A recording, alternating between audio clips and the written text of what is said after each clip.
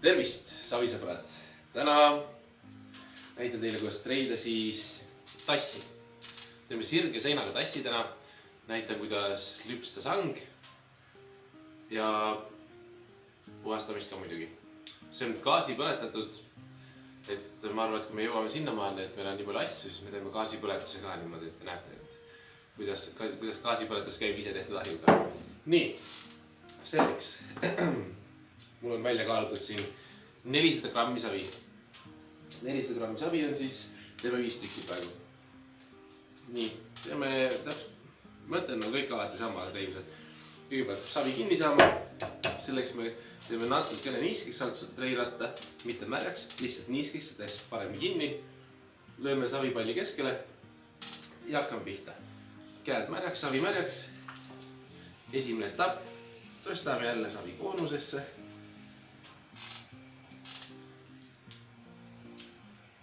Kui päike segab kuidagi, siis täna on juba ilus ilm, et siis valguse peale mängib natuke pahasti, aga midagi ei ole teha. Savikojas siiski on üks aken. Nii, surume alla tsentrisse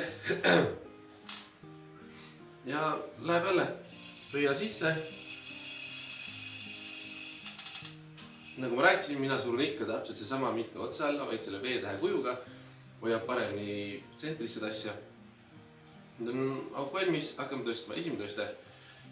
Esimene tõste on niisugune,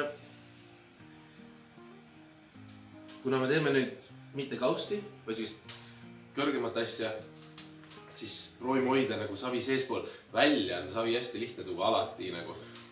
Välja tahab niikuinii ise tulla, aga proovime hoida võimalikult seespool kogu aeg.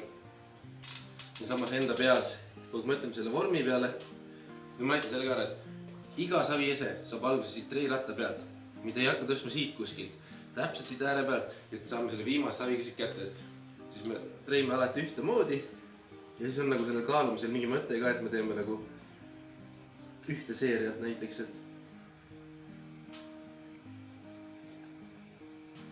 ja viimase ääre laseme savil tulla natuke välja poole, siis ta tõesti tahab ise tulla siia, et kui me talle juba vastu hoiame, siis ta läheb volti lihtsalt. Ja siis teeme selle lihtsalt kokku surumise. Et hoida ta kitsamalt. Et selle viimane lõpp võiks lasta tal tulla, sest muidu võitlete täiesti niisama. Nii. Järgmine tõste.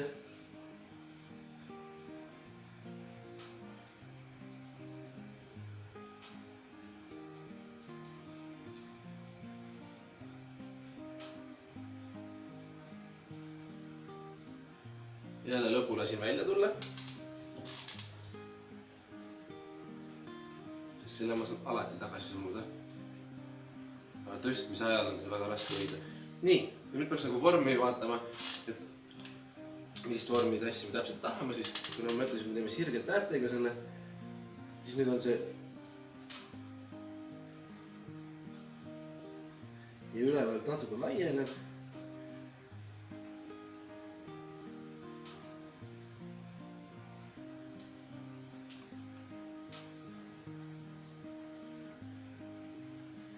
Siis on nüüd see hetk, kus me teeme selle vormi ilusaks. Kui ma treensin üksinda niimoodi, siis ma olen tähele pannud, et vahel see vormi andmine võtab tunduvalt rohkem aega kui asja üles tõstmine. Et see vorm paika saada. Aga see vormi tagamine on ka niisugune, et ma arvan, et see koos selle treenimisega see vormi tunnetus nagu areneb kogu aeg nii palju, et see on nagu algus ei oski vaadata seda lihtsalt, algus ei pane nagu väga tähele seda asja. Puhastame sest svammiga ära ilusti, ääred täpselt samamoodi. Võite ka väljast üle käia, kui tahate, kui on niisugune liiga savine. Nii, täpselt samamoodi. Selle oma lõiketöörist, siis ma lõigan selle alumise ääre juba paika, et hiljem puhastaks lihtsam.